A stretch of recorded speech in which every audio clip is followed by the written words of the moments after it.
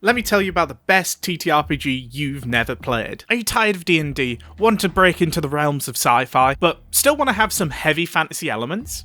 But you can't do Star Wars. Not since Disney took it over, and you've become completely disillusioned with the setting. Well, have I got the RPG for you? Deathwatch. This is a TTRPG filled with epic moments of heroism. You will seriously never feel more powerful than playing Deathwatch. I cannot describe the adrenaline you get as your character stands against the endless horde. One arm missing, your armor is cracked and bloody. You have wounds that would kill anyone else but you. Yet you stand firm. You're not even any less combat effective with one arm. You are the most dangerous thing on that battlefield. It's genuinely fantastic. Deathwatch is set in the grim darkness of the 41st millennium. That's the Warhammer 40,000 universe. In Deathwatch, you get to play a space marine, one of the Emperor's Angels. They're essentially super soldiers, for those who don't know. For those of you who are familiar with them, these aren't the tabletop Space Marines. These are law-accurate Space Marines. You are a one-man army, capable of performing some of the greatest feats humanity has ever seen. We're talking bench-pressing tanks, punching through walls, and ripping apart alien monstrosities the likes of which our deepest nightmares could only produce. For those of you unfamiliar with the horrifying world of Warhammer, it is a fantastically bleak setting. Everything is terrible. It is the worst possible timeline for humanity. I don't think anything sums up Warhammer more than the intro for the setting itself.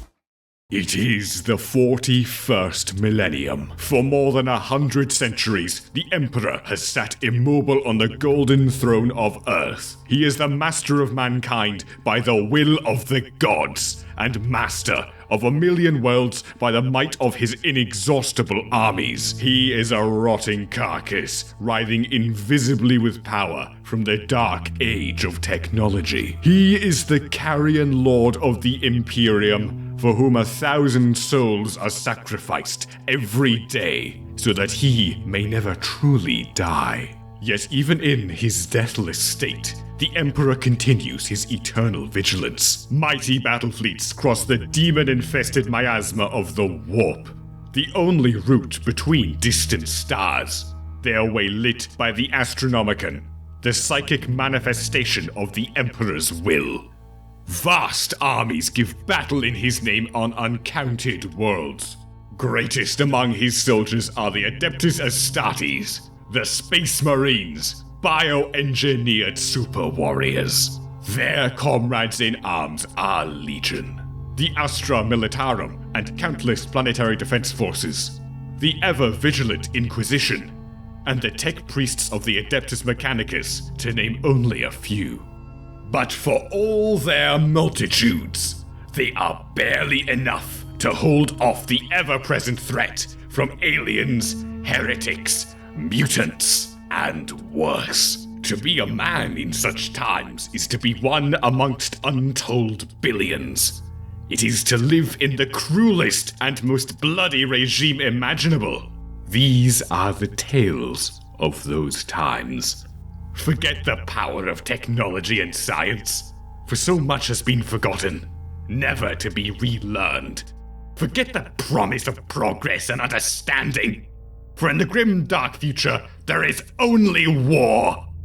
There is no peace amongst the stars, only an eternity of carnage and slaughter, and the laughter of thirsting gods. Pretty metal speech, huh? If you want to learn more about the setting, I'd highly recommend watching some lore tubers here on YouTube. Astartes Anonymous is one I work quite closely with, and so I have to give them a recommend. I also do shorts on this channel that inform little tidbits of lore, though they never really paint a full picture. After you're a little familiar with the setting, I'd highly recommend picking up the Eisenhorn series of books. These books are honestly a fantastic introduction to the setting. They will throw some terms at you that you might find confusing, but hopefully if you familiarise yourself with the setting a little bit, you should be good. The Deathwatch rulebook does its best to give you a solid overview of the background, and it does a pretty good job, but the simple fact is Warhammer has so much lore it could never be contained in just one book. Really though, if you want to give the full 40k experience as a GM, you really need to be familiar with the setting. Not that that's necessarily a problem. Your sessions don't have to be lore accurate. Fun is always what's most important at the table. If you do want to run a lore accurate table though, I have a video in the works that will act as a bit of a lore primer for running Deathwatch games, which should cover everything you need to know for running Deathwatch, so subscribe if you want to check that out. Okay, so how does the system actually play? Well, it's a D100 system where you need to roll under your stats. So, a nat 1 is the best possible dice roll and 100 is the worst. This honestly makes it really easy to figure out what you need. Oh, I have a 67% chance of passing this roll? Well, I need to roll a 67 or less. Most things you attempt in Deathwatch will have around a 40 to 60% chance of passing. Now, Deathwatch can be very limited in scope. Pretty much everything you do in a typical campaign will be around combat. The Deathwatch are basically the Space Marine Spec Ops. This is very much a go to place, do a thing, kill some guys, and come home type system. Not saying that's all you're limited to, because Deathwatch does have a ton of skills for solving mysteries. It's just hard for your characters to pick up those skills. A talented GM will be able to make their missions more than just go there and kill X though. Honestly, a really good source of inspiration and expectation for what missions in Deathwatch are like is Space Marine 2 operations. Though imagine when you interact with objects, you're actually making a check using one of your skills. This can lead to far more interesting missions as well. Plus, with it being a TTRPG, solutions are limited only by your imagination. What can really be accomplished and done on those missions though really depends on the class and makeup of your party. In Deathwatch, this is called a kill team, and the classes are known as specialties. These specialties are the Apothecary, the Assault Marine, the Devastator, the Librarian, the Tech Marine, and the Tactical Marine, giving the RPG 6 classes in total. The Apothecary is the only real healing your party has access to. Apothecaries are god tier healers, but that's all they can really do until about halfway through your typical campaign. They can be a bit of a skill monkey, having access to numerous other skills the rest of the party never will, but healing's really all they can do. The Assault Marine is a melee god. They're also the fastest in the party due to their use of a jump pack, which is essentially a rocket engine strapped to their back. Now, everyone can get a jump pack, but Assault Marines start with them and are the best at using them. Assault Marines are a real death or glory class. They can absolutely blend the enemy to soup, but I've seen more than one fumble a roll and get crushed into a tin can. Devastators are the methodical destruction to the Assault Marines' blind fury. These Marines set up in one position at the start of a fight and rain long-range, destructive firepower onto the foe. They're the range specialists of the party. They can also genuinely become quite tanky by using proper cover. They're also any party's best answer to when the enemy brings a tank. Librarians are the wizards.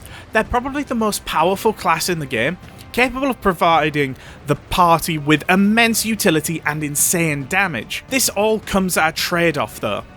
Pretty much every time you cast your powers, there's a chance you summon demons from another dimension to rip you apart. Basically, the only magic in 40k is wild magic, and most of the results are you explode or nearly kill everyone. There's plenty you can do to mitigate this, but the fate of all librarians in Deathwatch is to die to their own hubris. Tactical Marines are the most flexible specialty. They can be a competent melee or ranged fighter, as well as a superb buffer for the party. They're a bit like a bard in D&D, but way better at combat. While not the flashiest class on the surface, Tactical Marines can become the single most important member of the party. Their buffs and abilities can really elevate the whole party and turn deadly encounters into one-sided stomps. They're also the most versatile specialty in terms of builds, because you could build them as a duelist, a sniper, or a commander. Last but not least is the Tech Marine, the party tank and skill monk. Every party wants a Tech Marine, not only because they're immortal gods who never die, but because they can open doors, the most vital skill when exploring space hulks. If you don't know what a space hulk is,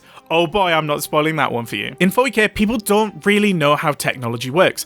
Tech Marines do, which makes them invaluable because their knowledge can help the party overcome numerous challenges in alternative ways to combat. A big dangerous monster in the cargo bay and the party's out of resources to deal with it? Well, let the Tech Marine techno-babble till he vents the cargo bay into space. A party in Deathwatch usually consists of 4 to 6 players.